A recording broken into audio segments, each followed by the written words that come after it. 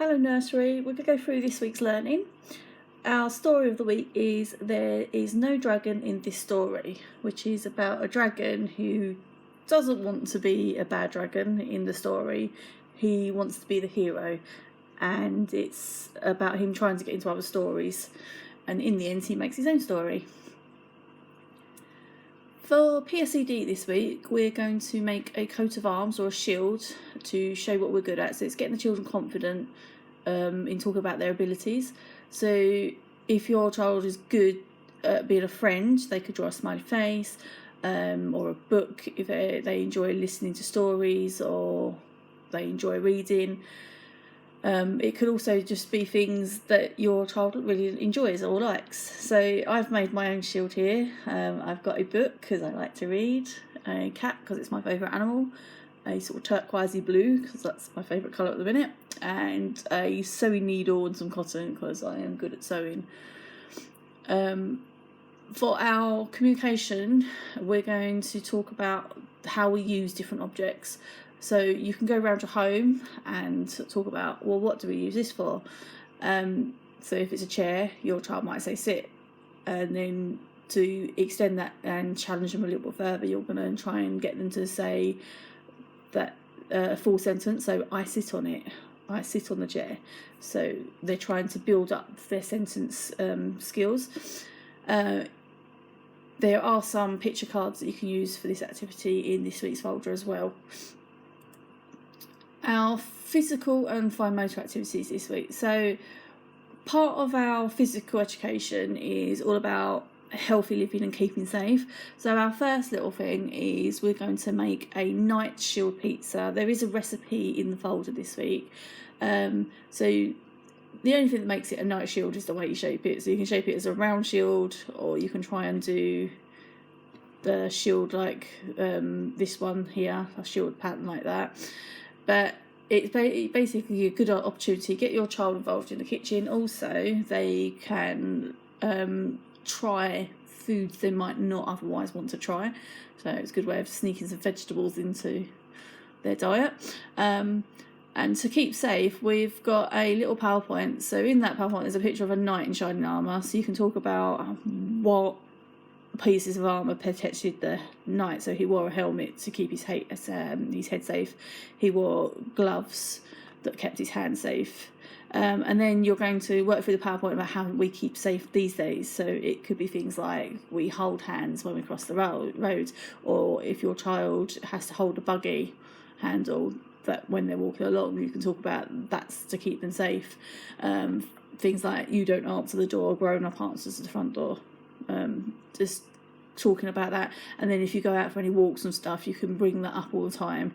So your child may have to walk on the side away from the road, and that's another way to keep them safe. And then our fine motor activity, we're going to finish the dragon picture that's here. You can see there are some dotty lines, so your child can go over them. They can go over them in a normal pencil, or they can go over them colour pencils to make them really stand out. Once they've done that, they can colour it in as well, because there's an extra challenge for fine motors to stay in the lines when they're colouring rather than just scribbling.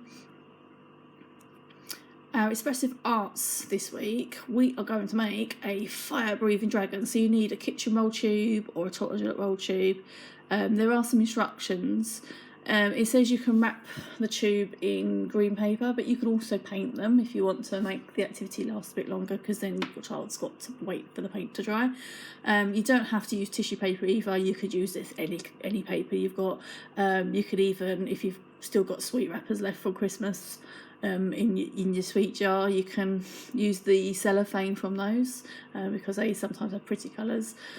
So yeah, they're trying to make a little fire-breathing dragon, and then once it's made, if they blow through the tube, it makes the fire move. So it's kind of a bit of an interactive activity afterwards. And then the Understanding the World this week, we're going to look at the Castle Animals PowerPoint again. We've put this in this week's folder again as well. And we want to talk about the role of each animal, because obviously animals were not kept as pets in castles. They had a role, they had a job to do. So you can get your child to think about what their favourite animal is, what other animals they would like to see live in the castle, and what job they would be doing in the castle. So what they could do is draw a picture of the animals they chose, and you could write underneath why they chose that.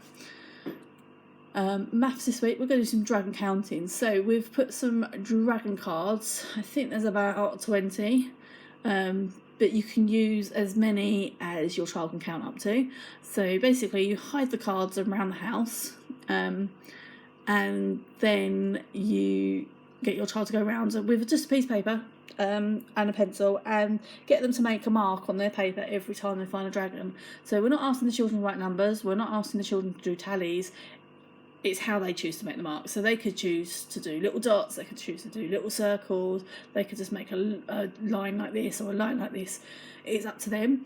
If you don't want to print the dragon card, you could hide their own toys. So if they've got dinosaurs, hide the dinosaurs around the house, or their dolls or their cars. You can hide anything. Just challenge your child to find them and count them and represent their numbers using a mark. And you can repeat the activity as a tidy up game as well by getting your child to collect what they're looking for and counting how many they've found when it's tidy up time. So if they found 20 pictures the first time round, then they've got to count 20 back in at tidy up time. And for our literacy and phonics this week, so our phonics activity is we're going to explore rhyme a little bit.